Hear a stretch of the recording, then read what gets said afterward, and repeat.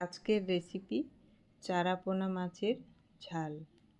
তাজা তাজা চারাপোনা মাছ ধুয়ে পরিষ্কার করে নুন হলুদ মাখিয়ে নেব।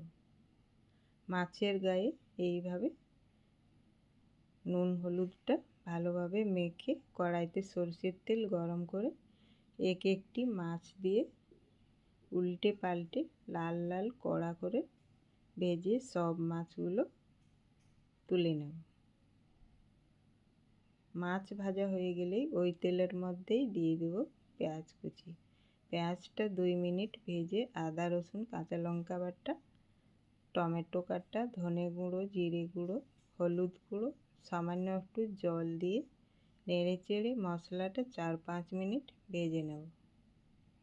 এরপর স্বাদ মতো নুন দিয়ে মশলার থেকে তেল ছেড়ে দেওয়া পর্যন্ত ভেজে নেব। তারপর ঝোলের জন্য জল দিয়ে দেব। জল ফুটে উঠলেই ভেজে রাখা মাছ দিয়ে একটু নেড়ে চেড়ে উল্টে পাল্টে কিছুক্ষণ রান্না করব। ঝোল একটু কমে এলেই মাখো মাখো করে নামিয়ে নেব। আজকের চারাপোনা মাছের ঝাল রেডি।